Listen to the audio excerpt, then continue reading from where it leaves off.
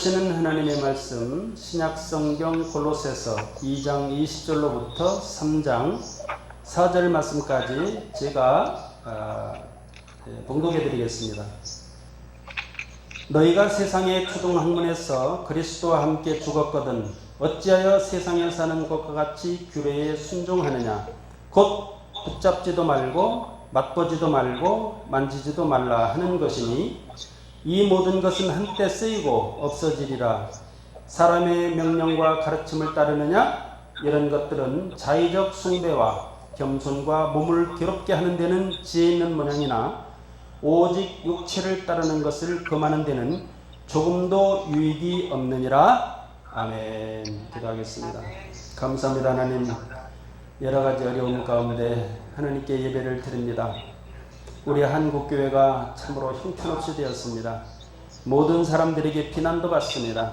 그러나 하나님은 이제 우리 하나님을 따르고 예수 그리스도를 주로 모신 사람들을 그렇게 비난도 하지 않으시고 또 우리를 오히려 기쁘게 여기시고 하나님의 백성들을 암탉이 병아리를 품듯이 품어주시리라고 믿습니다. 이 시간 이렇게 드리는 예배라도 성령 함께 하시고 부족하고 연약한 종이 말씀을 선포할 때 그 말씀이 사랑하는 성도들 마음 가운데 깊이 박혀서 참으로 하나님 말씀에 은혜 받는 놀라운 축복이 임하도록 역사해 주옵소서. 성령께서 충분히 기름 부어 주실 줄을 믿사오고 감사하며 예수님의 이름으로 기도하옵나이다. 아멘. 오늘 이 위의 것을 찾으라 라는 말씀을 가지고 저와 여러분들이 하나님의 말씀을 생각할 때 마음문이 활짝 열릴 수 있기를 다시 한번 주의 이름으로 축복합니다. 위의 것이 무엇일까요? 세상 사람들은 높은 곳 아니면 하늘 어떻든 그 위를 생각할 것이라고 봅니다. 그런데 2절 말씀에 보면 1절 말씀도 그렇고 위의 것을 찾으라 그래 놓고 거기는 그리스도께서 하나님의 우편에 앉아 계시느니라 라고 말씀을 주시고 있습니다. 즉 위의 것을 찾으라 라고 하는 말은 하나님 우편에 앉아 계신 그리스도 예수를 찾으라 라고 하는 그런 말씀입니다. 위의 것은 사실 그 보좌를 말합니다. 하나님의 보좌. 사실 이 세상에 땅에 있는 그 보좌는 오늘날 과거로 따지면 왕들이 앉는 그 왕좌를 말할 것이고 오늘날로 따지면 대통령들이 앉는 그러한 자리일 것입니다. 그런데 그 보좌에 대단한 권세와 능력이 있습니다. 거기에 앉으면 그 자리에서 권력이 나옵니다. 그래서 세상을 통치하고 다스리게 됩니다. 그런데 하늘의 보좌, 즉 하나님 우편에 앉아 계신 그리스도의 보좌는 하나님의 보좌와 동등하고 또 예수님께서 하나님과 함께 온 우주 만물을 창조하셨기 때문에 또 하나님과 함께 온 우주 만물을 통치하시고 다스리는 분이 바로 우리 주 예수 그리스도라고 믿습니다. 그분을 찾으라, 그 위의 것을 생각하라고 우리들에게 말씀을 주십니다. 이제 이 세상 것들은 붙들어 봐야 아무 소용이 없다. 정말로 붙들려면 주의 보좌를 붙들어야 된다. 거기서부터 하나님의 능력과 권세가 나오는 줄로 믿습니다. 하나님이 하시면 안 될 것이 무엇이겠습니까? 하나님께서 하시면 안 되는 일이 없고 불가능한 일이 없고 이제 모든 것이 다 그 안에서 형통하게 된다고 믿습니다. 그래서 위의 것을 찾으라, 즉 하나님의 보좌를 찾으라, 그 보좌를 바라보라고 오늘 우리들에게 말씀을 주시고 있습니다. 왜 이러한 말씀을 주십니까? 골로새 교회에 이단들이 등장하고 또 세상 그 초등학문이 왕성하게 이제 존재하고 있기 때문에 그러한 세상 초등학문과 또 이단들의 지배를 받지 말고 또 그것들을 쳐다보지도 말고 만지지도 말고 오직 예수 믿는 사람들은 하늘의 보좌를 바라보고 그 보좌를 부르고 찾는 것이 우리들에게는 큰 은혜가 되고 그것이 곧 살 길이 된다고 믿습니다. 특히 21절 말씀에 보면 곧 붙잡지도 말고 맛보지도 말고 만지지도 말라 하는 것이니 그랬습니다. 무엇을요? 세상의 초등학문을요. 이 세상의 초등학문은 무엇을 말하는가 하면 사실 세상의 구원의 도리입니다. 즉 철학이라든가 신화, 또 종교, 또 세상의 어떤 관습이나 습관 이런 것들이 다 세상 초등학문이 될 수 있고, 그냥 초등학문 하면 율법이라고 할 수 있는 것이죠. 그런데 이러한 세상의 초등학문이 그리스도와 함께 다 죽었다 이렇게 말씀을 하십니다. 사실 저와 여러분들이 로마서 6장 4절에 주시는 말씀처럼 그리스도 예수를 믿고 세례를 받으면 그 모든 것들이 다 그리스도와 함께 장사되고 다시 사는 우리는 그리스도로 말미암아 사는 것이 됩니다. 갈라디아 2장 20절 말씀에도 우리가 다시 사는 것은 그리스도로 사는 것이다 라고 말씀해 주시고 있습니다. 예수 믿는 사람들은 모두 너나 할 것 없이 모두 다 그리스도의 은혜로 또 그분의 말씀으로 그분의 능력 따라 살아가야 될 줄로 믿습니다. 성령께서도 도우십니다. 이 세례받은 사람들의 하나여서는 성령은 선물로 받는다. 베드로가 사도행전 2장에서 우리들에게 말씀을 주시고 있죠. 저와 여러분들은 세례를 받고 하나님의 백성들이 되었고 성령도 선물로 받았고 또 하나님께서는 천사도 붙여주십니다. 그 천사를 동행시켜 주셔서 우리가 오염에 처해도 오염에 빠지지 않도록 붙들어 주십니다. 그래서 우리가 믿음으로 살아갈 수 있게 된다고 믿습니다. 그런데 믿는 성도들이 그 교회에 이단이 등장하고 또 새로운 어떤 풍조가 생긴다고 할 때 그리스도를 버리고 그리로 달려간다면 안 될 것입니다. 그래서 이것을 막자고 하는 의미에서 다시 예수 그리스도를 상기시키고 그분이 어떠한 위치에 있나를 오늘 소개해 주시고 있습니다. 그분이 어떤 위치에 있습니까? 하나님 우편에 앉아 계신 위치에 있습니다. 즉 하나님 우편에 앉아 계셔서 이제 세상 모든 만물을 다스리고 계신 분이 바로 예수 그리스도십니다. 특히 23절에 보면 이런 것들은 자의적 숭배다라고 말씀을 주십니다. 자의적 숭배, 즉 우리가 잘 알다시피 온 세상은 그 돌아가는 모든 원리가 철학과 종교로 돌아갑니다. 여러분들 잘 아실지 모르실지 모르겠어요. 그런데 정말로 그 역사를 더듬어서 거꾸로 올라가다 보면 정말로 이 세상에는 모든 인생들의 삶이 종교와 철학으로 묶여 있습니다. 그 속에서 신음하는 거예요. 그런데 예수 믿는 사람들은 이러한 종교와 철학과 신화 모든 것들을 다 벗어버리고 오직 예수 그리스도의 은혜로 사는 사람들인 줄로 믿습니다. 이러한 예수 믿고 새로운 길을 걷는 그러한 성도들이 이단이 들어왔다고 해서 새로운 어떤 풍조가 들어왔다고 해서 그리고 쫓아간다든가 그것을 의지해서 그것을 바라본다면 이것은 참으로 어리석은 일일 것이라고 봅니다. 특히 자의적 숭배는 일반 종교들에서 행하는 그러한 모든 종교적 행위를 말합니다. 그 종교적인 행위를 한다고 해서 구원이 됩니까? 이 세상의 구원의 도리는 구원이 되지 않아요.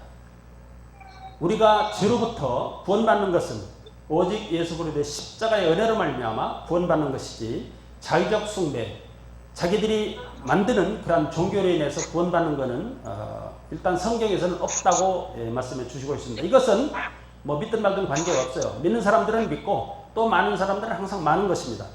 저와 여러분들은 이미 벌써 성령의 은혜를 통해서 믿음을 얻었고 또 그 믿음을 따라 살기 때문에 우리들은 그리스도 예수의 주시는 말씀과 그 교훈으로 살아가야 된다고 믿습니다.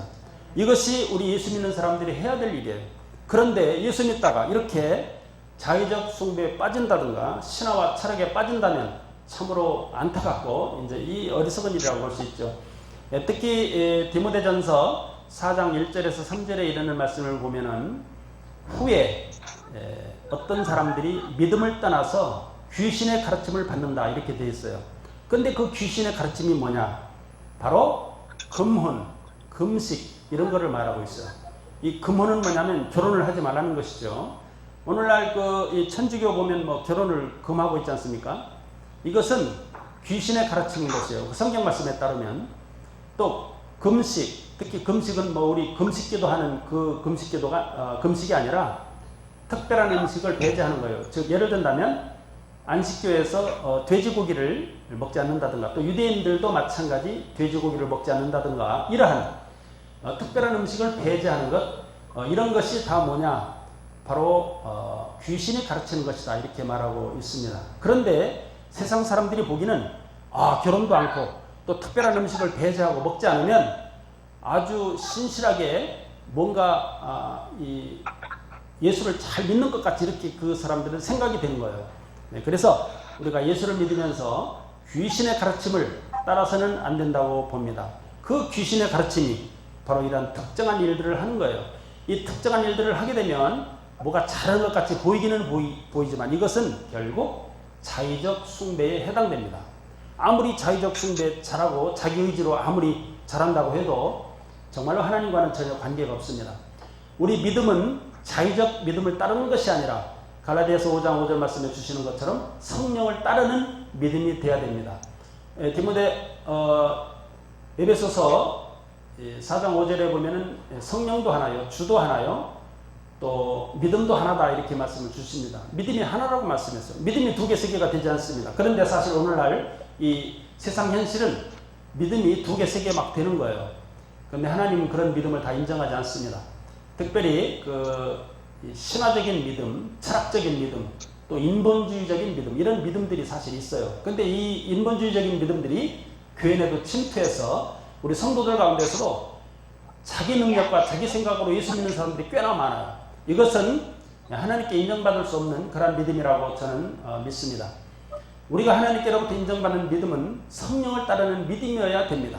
성령께서 주신 믿음을 따라 하나님을 섬길 때 이것이 인정받는 것이지, 자기가 스스로 자의적 숭배를 해서 아무리 겸손한 척하고 또 금은도 하고 금식도 하고 이렇게 해서 잘 믿는 것 같이 이렇게 보인다 할지라도 하나님과는 아무 상관도 없는 거예요. 저와 여러분들 또 여기 23절 보면은 이 몸을 괴롭게 하는 데는 지혜가 있는 것이다, 이렇게 얘기해요. 자의적 숭배가. 그러니까 특히 이 엘리야가 갈멜산성에서 이 바알 제사장들로 이렇게 대기를 하잖아요. 400대 1로. 그런데 그들이 섬기는 그 바알은 사실 이 바알이라고 하는 뜻이 주인이라고 하는 뜻이에요. 주인. 자기 주인인 거예요. 그 사람들의 주인은 바로 이제 바알신인데, 이것이 그들이 만들어 놓은 남신, 남자 상이 있어요. 이렇게 남자 성기를 크게 이렇게 확대해 놓고 만들어진 목상이라든가 석상이라든가 이런 신을 바알로 섬기고 자기들의 주인으로 섬기죠. 그런데 그 섬기는 모습을 보면 막 자기 몸을 상하게 하거나 막 피를 내고 흘리고 막 춤을 추죠. 그러면 주변에서 보는 사람들은 현란하잖아요. 막 피를 흘리면서까지 그 예배에 집중하니까, 야, 저거 정말로 자기들 신에게 예배 잘 드리는 것 같이 이렇게 보이지만, 그거 자기 몸을 괴롭게 하는 데에 유익하지만 그 외에 아무 소용도 없다고 이렇게 말씀을 주시고 있는 거예요.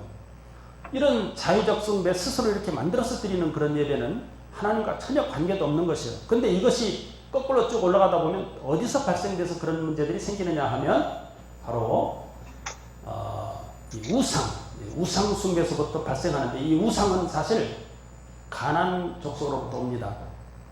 여러분, 방주, 노아의 식구가 탄 그 방주가 지금 터키 아라랏산에 중턱에 걸쳐 있다는 사실은 우리가 이미 잘 들어서 아는 바입니다. 그런데 거기서 나오는 후손들이 이제 많은 자손들이 퍼지잖아요. 역사가 흐르면서.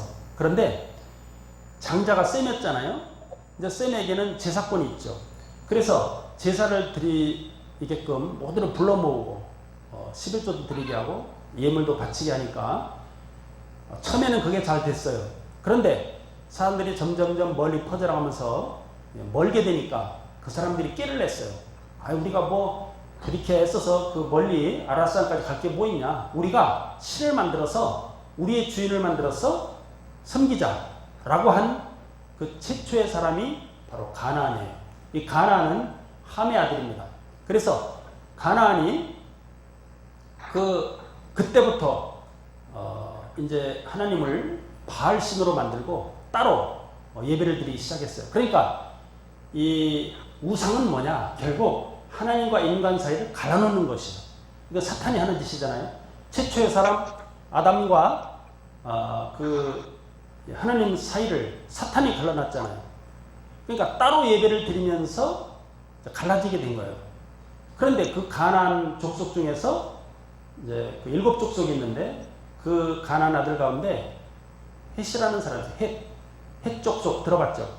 헷 족속. 그런데 헷 족속을 히타이트족이라고도 말해요. 역사를 보면 그래요.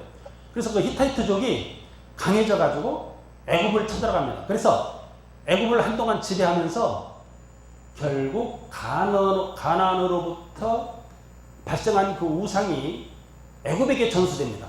그런데 그 애굽에 전수된 우상이 결국 전쟁과 여러 가지 역사를 통해 어디로 전수되느냐? 그리스 헬라로 들어갑니다. 그래서 이 그리스 헬라를 우리는 이제 헬레니즘 문화 이렇게 얘기합니다. 그래서 이 헬레니즘은 바로 우상과 신화와 철학, 이것이 그들의 삶의 주류를 이루고 있어요. 그런데 그리스가 그 다음에 로마 시대가 되잖아요. 그런데 로마 시대는 이 그리스의 문화들을 그대로 다 받아들입니다. 그래서 로마나 그리스나 그 나라들은 신화의 나라예요. 신화. 여기 세상 초동학문이라 했잖아요. 이 세상 초동학문에 신화와 철학이, 종교가 다 들어가는 거예요. 그러면서 그때부터 생겨난 여러 가지 숭배 사상, 가령 지금 이슬람이 섬기는 그 뭐 초생달을 신으로 섬기는 그런 문제라든가, 또 이집트에서 태양을 신으로 섬기는 그런 문제. 사실 그리스 이 헬라도 그들의 주 신은 사실 태양상입니다. 태양상. 이 태양을 섬기는 거예요. 이렇게 우상이 가나안으로부터 나와서 애굽으로 흘러서, 애굽에서 그리스로 흘러서, 그리스로부터 로마로 흐르고, 또 이제 이 애굽에 있을 때 그 문화들이 중동적 전체에 다 퍼집니다. 그래서 바빌론이라든가.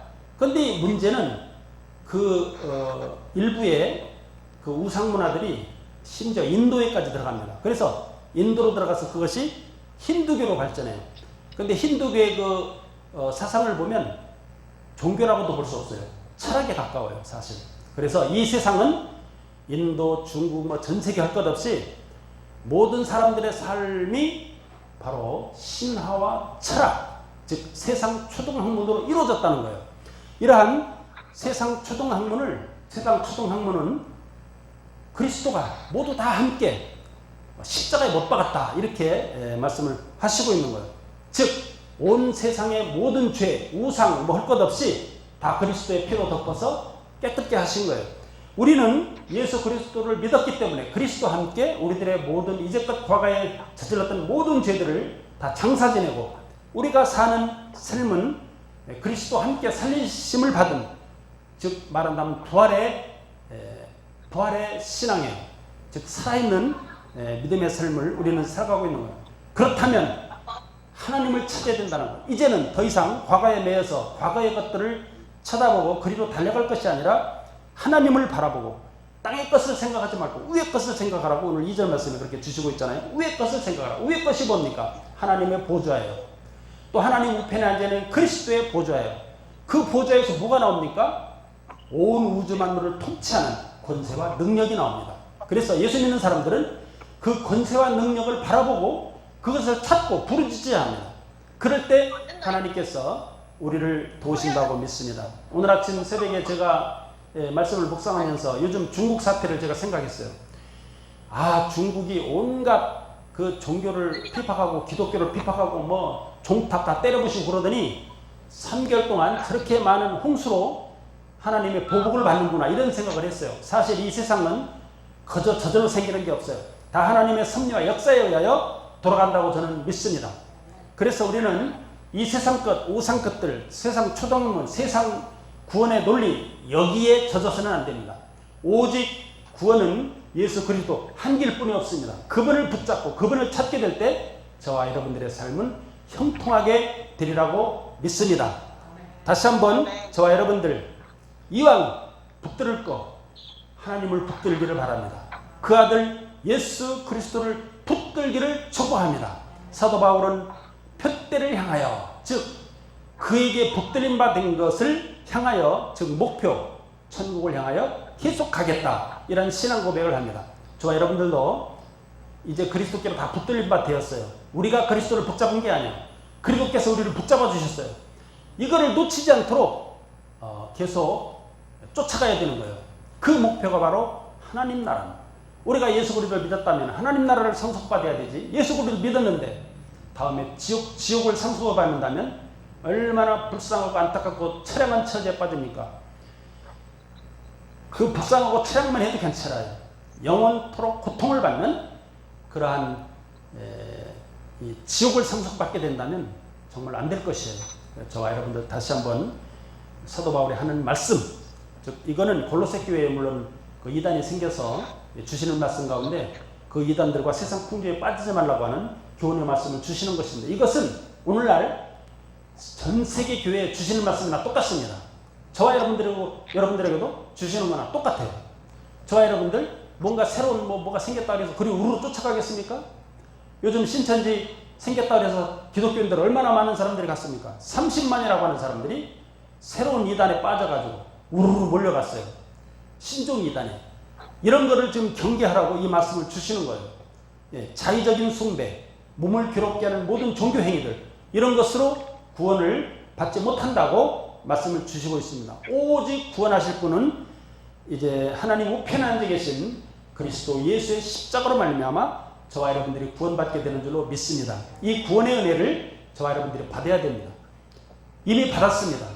그런데 이미 받은 믿음을 내팽개치고 뭔가 새로운 거 뭐 생겼어? 그래? 그래 한번 가보자. 우르르 몰려가고 저리 우르르 몰려가고. 사실 갈라디아 교회 성도들도 그랬잖아요. 그들은 성령에 따라서 믿음을 얻었고 그 믿음을 따라서 예수를 믿은 성도들이에요. 그런데 유대인들이 와가지고 야 너들 그 예수 믿어가지고 안 돼. 할례를 받아야 구원받아. 아니 지금 성경에 엄연히 예수 그리스도를 믿으면 구원받는다고 돼 있는데 할례를 받아야 구원받는다고 그러니까 거기에 솔깃해가지고 그리로 우르르 몰려갔어요. 물론 다 몰려간 건 아니에요. 일부 가기도 했고 일부 남았지만 그 갈라디아 교회 성도들이 성령으로 시작해서 육체로 마치게 되는 안타까운 처지에 빠지게 된 거예요. 이것을 보면서 바울이 얼마나 통탄했겠어요. 아니 성령으로 시작해서 그리스도 예수를 믿고 구원을 받았는데 아니 육체를 따라가다니 이게 말이 됩니까? 왜 그렇게 그런 현상이 발생합니까? 믿음이 확실치가 않아서 그래요. 믿음이 확고히 뿌리 박는다면, 뿌리가 박혀 있다면 아니 뭐 누가 여기서 저기서 아무리 유혹하고 또 부른다고 해도 여러분 그거 쫓아가겠어요? 그 믿음이 확실치 못하니까 쫓아가는 거예요. 네. 뭔가 새로운 거 있는 게 해서 여러분 뭔가 새로운 것이 구원하는 게 아니에요. 저와 여러분들 다시 한번 위의 것을 찾으라고 오늘 또 강조하고 있는 이유는 뭔가? 하나님을 찾으라. 하나님 우편에 앉아 계신 예수 그리스도의 보좌를 바라보라. 거기에서 모든 권세와 능력과 구원이 나온다고 오늘 우리들에게 말씀을 주시고 있는 거예요. 이 말씀을 그냥 흘려듣지 말기를 촉구합니다. 이 말씀을 우리들 마음 가운데 깊이 새겨야 되는 거예요. 그리고 오직 구원은 하나님 보좌로부터 나오는 거예요.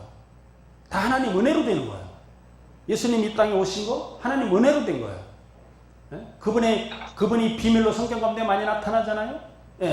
돌로도 나타나고 물로도 나타나고 여러 가지 기적의 역사들 전부 다 그게 저절로 되는 게 아니에요. 은혜로 되는 거예요. 은혜로. 여러분 그래서 오늘 주시는 말씀 즉 위의 것을 찾으라고 말씀하고 계신 거예요. 저와 여러분들 다시 한번 위의 것을 찾고 위의 것을 생각할 수 있기를 주의 이름으로 축원합니다. 왜 그런가? 오늘 사실 중요한 말씀은 3절 4절이에요. 이는 너희가 죽었고 너희 생명이 그리스도와 함께 하나님 안에 감추어졌습니다. 우리 생명이신 그리스도께서 나타나실 때에 너희도 그와 함께 영광 중에 나타나리라. 이 3절 4절 말씀은 어떻게 보면 데살로니가 교회 성도들에게 주시는 답이나 마찬가지예요. 그들은 다 죽는데 예수님 재림도 하지 않고 다 죽는데 이게 어떻게 된 겁니까? 그런데 사실 죽어도 걱정이 없는 게 오늘 뭐냐?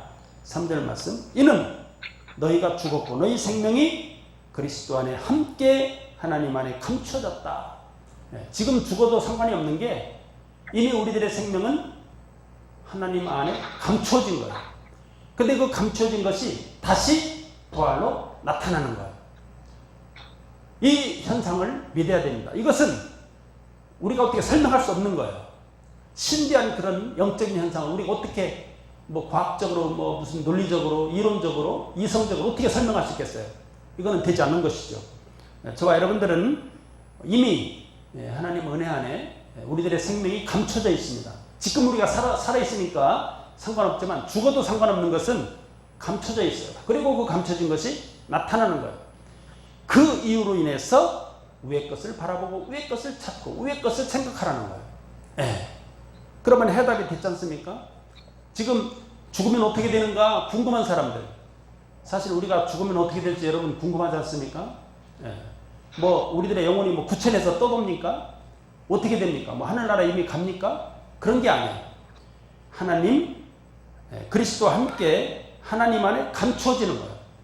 감춰졌다가 나타나는 거예요. 이 부활의 순서를 보면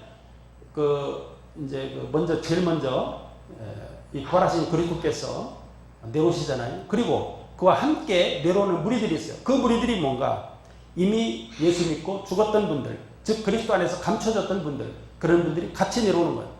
이들이 이제 구름 속에 우리가 끌어올려져 가고 그들과 함께 예수님을 환영하고 예수와 더불어 하나님 나라에 들어가게 되는 것이죠. 사실 어떻게 보면 이 골로새서가 아주 우리들이 예수를 어떻게 믿는 것인가, 또 그리스도를 어떻게 생각해야 되는 것인가를 자세히 재정립시키는 그런 말씀입니다. 그래서 저는 이 골로새서가 참, 물론 요한복음도 중요하지만 골로새서도 참 중요한 말씀이라고 이렇게 봅니다. 그래서 우리가 골로새서를 잘 읽어보면 1장, 2장, 3장 할 것 없이 정말로 우리들의 이 삶의 지침, 믿음의 지침을 얼마나 자세하게 주시는지 우리가 알 수 있어요. 저와 여러분 근심 걱정할 필요가 없는 것이에요. 오직 위의 것만 바라보고 또 위의 것만 찾게 되면 그 이유는 우리가 근심 걱정할 필요가 없어요. 다 믿음대로 되는 거예요. 어떤 믿음? 예수 그리스도를 믿으면 함께 죽고 함께 부활한다는 이 사실을 믿으면 그것으로 끝나는 거죠. 우리가 이 땅에 살아가는 모든 육체는 다 이미 죽고 없어지는 거예요. 그러나 우리들의 영혼은 그리스도와 더불어 그리스도 안에 감춰져 있다가 다시 나타나게 되는 거죠. 뭘로? 부활의 몸으로 나타나게 되는 것입니다. 저와 여러분들 다시 한번 오늘 주시는 말씀, 왜 이런 말씀을 자꾸 주시는가? 그리스도가 자꾸 흔들리니까, 또 그리스도가 제대로 정립이 안 돼 있으니까, 또 그리스도 예수가 자꾸 마음속 깊이 뿌리박히지 못했기 때문에 다시 한번 그리스도를 재정립시켜 주시는 거예요. 저와 여러분들 골로새 교회 성도들뿐만 아니라 오늘날 예수 그리스도를 믿는 온 세계 사람들 다 마찬가지입니다. 그리스도 예수를 확고히 우리들 마음 가운데 깊이 뿌리박고 위의 것만 찾고 바울 사도처럼 획대를 향하여 계속 달려가는 그런 믿음이 되어야 될 줄로 믿습니다. 이제껏 지난 거는 상관이 없어요. 혹시 우리들이 지나면서 잘못된 것 있으면 회개하면 그만이에요. 이 회개는 우리들에게 마치 구원받는 은혜만큼이나 중요한데, 회개는 구원받은 성도들이, 이미 예수 믿는 성도들이 하나님과의 관계를 새롭게 하는 데에 회개가 필요합니다. 그래서 우리들의 이제껏 지나온 것, 잘못된 것 다 회개하면 끝나는 거예요. 그리고 하나님과 새로운 관계를 설정하고 위의 것만 찾으면 되는 거예요. 이것이 바로 하나님의 놀라운 은혜라고 저는 믿습니다. 예수 그리스도의 은혜로 우리가 이제 구원받았지 않습니까? 이 구원받은 이 구원의 은혜를 유지를 시켜야 되잖아요. 온갖 악한 죄로 말미암아 또 옛날 걸로 말미암아 회개도 못하고 구원받지 못하면 되겠습니까? 우리가 살아오면서 얼마든지 잘못할 수 있는 거예요. 딴 길로도 갈 수 있는 거예요. 또 딴 길로 빠질 수도 있는 거예요. 예수 믿다 보면 넘어질 수도 있는 거예요. 다시 일어나면 되는 거예요. 그러면서 회개하면 되는 거예요. 예수께서 유대인들을 왜 책망했습니까? 회개하지 않기 때문에 책망한 거예요. 오히려 저주까지 해서 이 화 있을진저 이 서기관과 이 바리새인들아 이런 식으로 저주한 것은 그들이 스스로 의인이라고 생각하고 회개할 줄을 몰랐기 때문에 그들에게 저주를 한 것입니다. 그런데 오늘날 성도들도 마찬가지예요. 야, 나는 예수를 잘 믿고 있으니까 나는 뭐 잘못한 게 없어. 이래놓고 회개를 잊어버리면 사실은 구원도 잊어버리는 거나 마찬가지입니다. 저 여러분들 다시 한번 이제 회개의 은혜도 주셨고 구원의 은혜도 주셨고 성령을 붙여주셔서 또 천사도 붙여주셔서 오늘 예수 믿도록 하나님께서 잘 인도하시니까 그 인도하심에 따라서 믿음에 승리하면 되는 것이에요. 저 여러분들 믿음에 지면 아무리 구원받았다 하더라도 천국에 들어갈 수가 없어요. 요한계시록 2장 3장 계속 그 말씀 주시잖아요. 성령이 교회들에게 하는 말씀을 들을지어다 이겨라. 믿음에 이긴 자는 생명의 멸류관을 얻으리라고 말씀해 주셨어요. 즉 믿음에 이겨야 되는 거예요. 믿음이 있다고 뭐 다 믿음 있으면 그만입니까? 믿음 있으면 끝입니까?